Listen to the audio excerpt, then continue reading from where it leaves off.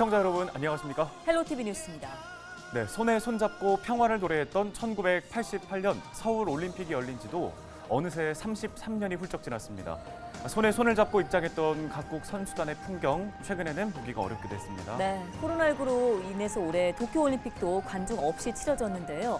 최근 이 코로나19의 새 변이인 오미크론이 확산됨에 따라 12월 스위스 루체른에서 열릴 예정이던 동계 유니버시아드 대회도 전격 취소됐습니다. 네, 당장에 내년 2월로 예정된 베이징 동계올림픽이 정상적으로 열릴 수 있을지도 관심인데요.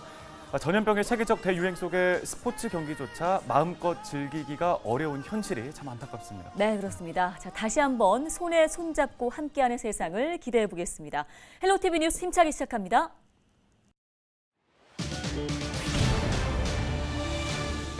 정부가 3차 백신 접종을 접종 완료로 정한 가운데 경기도와 인천의 2차 백신 접종률이 80%를 넘어섰습니다. 정부와 지자체 방역당국은 해외 변이 바이러스 오미크론의 국내 상륙을 걱정하고 있습니다.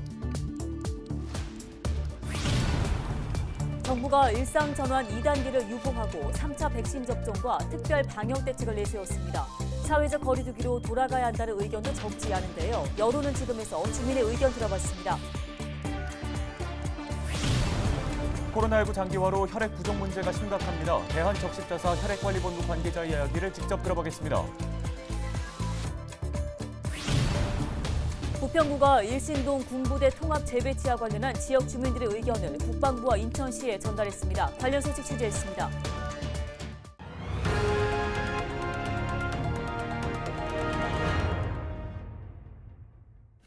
첫 소식입니다. 정부가 단계적 일상 회복을 시행한 뒤 4주간의 위험도를 평가한 결과 수도권의 위험도는 매우 높은 것으로 나타났는데요.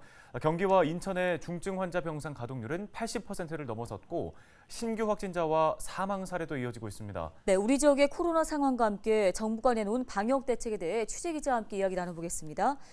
자, 김진재 기자, 인천과 경기 지역 상황 어떻습니까? 네, 인천에서는 30일 0시 기준 신규 확진자 192명이 발생했고 사망자는 전날보다 6명 늘었습니다. 중환자 병상은 전체 79개 중에서 66개를 사용해 병상 가동률 83.5%를 기록했습니다. 경기도는 30일 0시 기준 909명이 신규 확진 판정을 받았는데요. 코로나19 관련 사망자는 전날보다 17명 늘었습니다. 중환자 병상 가동률은 86.9%로 전체 중환자 병상 290개 중에서 252개를 사용 중입니다. 정부는 전날 브리핑을 통해 수도권의 위험도가 2주 연속으로 매우 높은 단계라고 밝혔습니다. 네, 신규 확진자, 또 중환자, 병상 가동률 등 여러 가지 지표를 봤을 때 상황이 다 좋지가 않습니다. 이 때문에 정부도 지금 단계적 일상 회복 2차 개편을 미루기로 한 거잖아요. 네, 맞습니다. 정부는 우선 현재 시행 중인 일상 회복 단계를 4주간 더 유지하기로 결정했습니다. 방역 대책에도 일부 변화가 생겼는데요. 영화관 집단 감염 사례를 고려해서 영화관 내 실내 취식 시범 운영이 중단됩니다. 또 추가 접종 대상은 만 18세에서 49세 연령층으로 확대됩니다. 기본 접종 완료 이후 5개월을 기준으로 추가 접종이 진행되는데요. 다음 달 2일부터 사전 예약이 시작됩니다. 정부는 현재 적용 중인 방역 패스 유효 기간을 약 6개월로 정하고 추가 접종 시 방역 패스 효력을 즉시 적용하기로 결정했습니다. 경로당이나 노인복지관 등 노인시설은 추가 접종 완료자만 이용할 수 있습니다. 30일 기준 백신 접종 완료율은 인천시가 80.1%, 경기도가 80.6%입니다. 정부는 코로나19가 확산하고 있는 만큼 추가 접종에 참여해 줄 것을 당부했는데요. 이와 관련해서 정부 브리핑 내용 보시죠.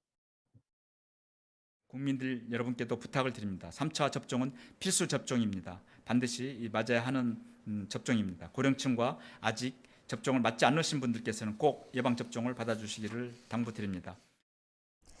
예, 정부가 병상 부족 문제를 위한 대책도 내놓았는데요. 어떤 것들이 있습니까? 네, 우선 모든 확진자는 재택 치료를 원칙으로 하게 됩니다.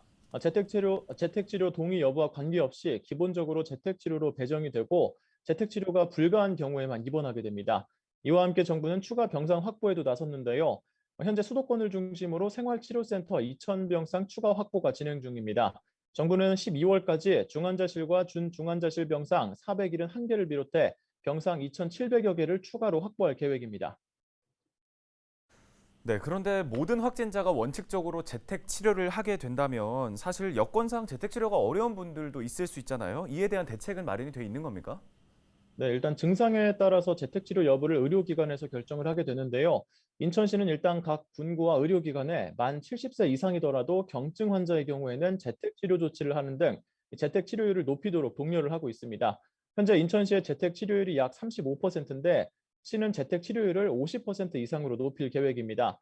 다만 말씀하신 것처럼 시는 여건상 재택치료가 어려운 경우에는 입원 치료를 받을 수 있도록 이 상담 과정에서 조치하고 있다고 밝혔습니다. 네, 지금까지 보도국 김진재 기자 연결해서 코로나19 상황 짚어봤습니다. 자, 이런 가운데 정부에서 3차 접종, 이른바 부스터샷 의무화를 강조하면서 지역에서도 추가 접종 속도를 높일 것으로 보입니다. 부천시 보건소는 최근 요양병원 등 감염 취약시설의 입소 종사자에 대한 3차 접종을 이르면 30일까지 마칠 계획이라고 밝혔습니다. 이어 다음 달 2일부터 사전 예약을 받아 18살부터 59살까지의 시민과 경찰, 보육 등 우선 접종 직업군의 접종을 기존 권장 기간인 5개월에서 최대 한 달까지 앞당겨 진행할 방침입니다. 또 이달까지 중동과 송내동 접종센터 두 곳에서 이루어졌던 접종을 마무리한 뒤 다음 달 시작되는 3차 접종은 280여 개의 위탁 의료기관에서 맡게 됩니다.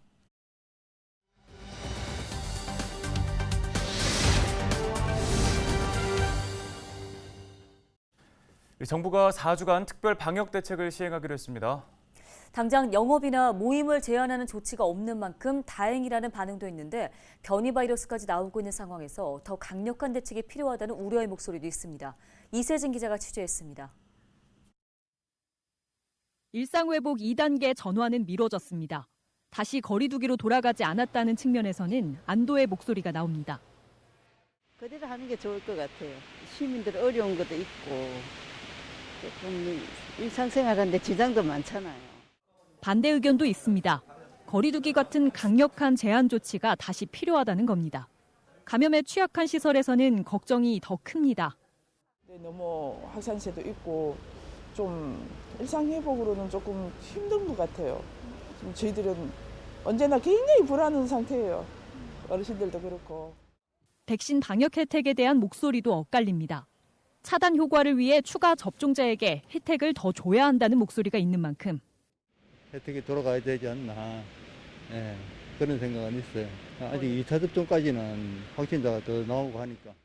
추가 접종에 대한 불안도 있습니다. 지금 고민 중입니다. 제가 또 맞으면서 고생을 해가지고 3차는 뭐 개인 의사에 좀 맡겼으면 좋겠고.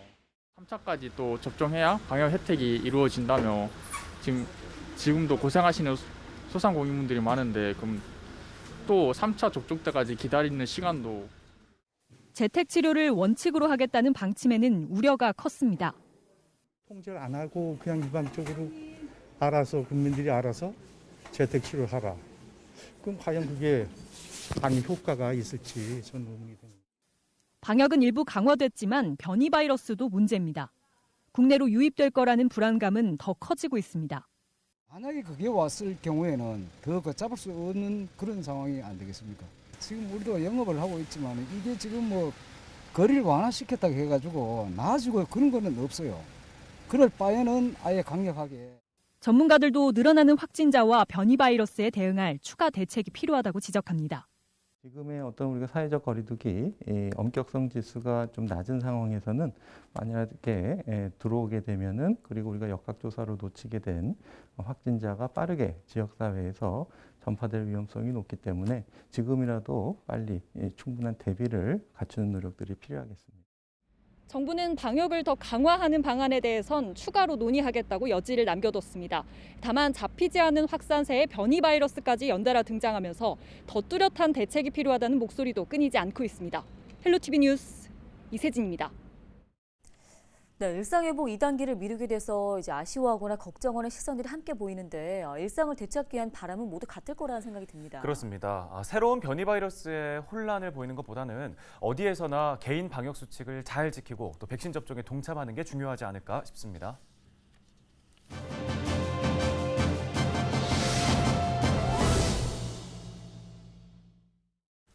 자, 코로나19 장기화로 인해서 혈액 부족 문제도 심각한 상황입니다. 네, 김대성 대한적십자사 혈액관리본부 수급관리팀장을 연결해 관련 이야기 나눠보겠습니다.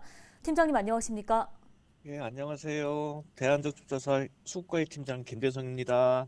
예, 자, 코로나19 상황이 시작되면서부터 혈액 수급 부족 문제는 계속돼 왔는데요. 자, 최근에 상황이 더욱더 심각해졌습니까? 예, 좀 많이 심각했었습니다. 혈액 수급 문제는 첫 번째 헌혈량이 감소되고 그다음에 혈액 사용량이 정상화된 거에 대해서 또 두 가지로 설명을 드리겠습니다. 헌혈량은 20년 하반기부터 확진자가 급증하면서요. 거리두기 강화로 헌혈의 집을 찾는 헌혈자가 감소되었고 또 고등학교 같은 곳이 단체 헌혈 참여가 정상적으로 참여되지 않다 보니까 복합적으로 헌혈량은 감소되었습니다. 또한 사용량은 코로나19 이전 수준으로 회복되어 가지고요. 올해 내내 관심 단계인 3일분, 4일분을 어렵게 유지하고 있습니다. 네, 헌혈 인원이 이렇게 나날이 줄어드는 이유 조금 더 자세하게 분석해 주실 수 있을까요? 예, 코로나19뿐만 아니라 저출생으로 인해 가지고 2016년도부터 10대, 20대 헌혈 참여가 많이 감소되었습니다. 저희가 줄어든 10대, 20대 헌혈량을 극복하기 위해서 중장년층을 대상으로 헌혈에 참여를 많이 부탁을 하고 있지만요. 감소된 헌혈량만큼은 회복하기가 굉장히 어렵습니다. 더군다나 코로나19로 더욱 급감해지자 정부에서는 헌혈공과 그다음에 예비군, 민방위 대원들 헌혈하시면은 교육 시간 1시간 인정 등 여러 가지 방법을 도입했지만요. 지금 부족한 혈액량을 충당하기에는 많이 부족합니다. 또 한 가지는 고등학생의 대상으로 된 헌혈 봉사 제도가 많이 축소가 되었습니다.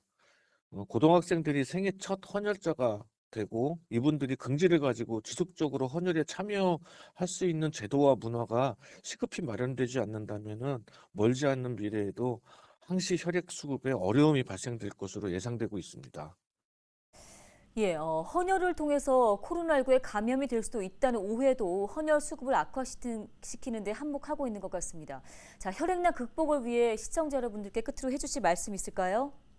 예, 저희가 코로나19로 헌혈을 통해서 코로나19로 감염된 사람은 없다고 단정적으로 여러 가지 보도 자료를 통해서 설명드렸습니다. 저희 헌혈에 사용되는 모든 의료 소모품은 일회용품으로 사용하고 있어서 다른 감염이 있을 수 없고요. 저희가 이제 헌혈의 집이나 헌혈버스는 매일 2차례 이상 철저하게 소독을 하고 있습니다. 또한 정부에서 확진자 정보를 매일 받아가지고 확진자분들이 헌혈을 할 수 없도록 저희가 이제 전산정보 체계도 지금 만들어서 헌혈을 통한 코로나19 감염 등이 없도록 철저하게 지금 방지하고 있습니다. 또 한 가지는 보건복지부하고 혈액 부족을 위해서 다양한 방법을 강구하고 있습니다. 지난 금요일에 대국민을 대상으로 헌혈 참여 안내 문자도 발송되었고 앞으로 헌혈공과 확산과 헌혈자 예우 향상 등을 위해서 다양한 조치들을 검토하고 있습니다. 혈액난을 극복하기 위해서 저희가 아셔야 될 게 혈액 부족은 우리가 만든 사회재난입니다. 국민 여러분께서 정기적으로 헌혈에 참여하면 혈액 부족으로 인한 사회적 재난을 예방할 수 있습니다. 저희가 이제 가지고 있는 헌혈의 레드 커넥트로 예약하시고 전자문진 후 헌혈에 참여하시면 더욱 쉽게 헌혈에 참여하실 수 있을 것으로 있습니다. 많은 참여 부탁드리겠습니다. 네, 잘 들었습니다. 대한적십자사 혈액관리본부 김대성 팀장이었습니다.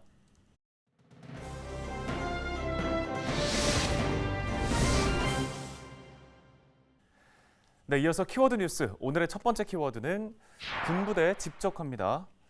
자, 현재 인천시와 국방부가 지역의 군부대를 이전 집적화하는 사업을 추진 중이죠. 군부대가 집적화되는 부평구 북의 일신동 주민들은 강하게 반발하고 있는데요. 부평구가 군부대 통합 재배치와 관련한 지역 주민들의 의견을 국방부와 인천시에 전달했다는 소식입니다. 네, 다음 키워드 살펴볼게요. 환영입니다. 환경부가 2025년부터 건설 폐기물의 수도권 매립지 반입을 금지하기로 했는데요. 인천시가 이에 대해서 환영한다는 입장을 밝혔습니다.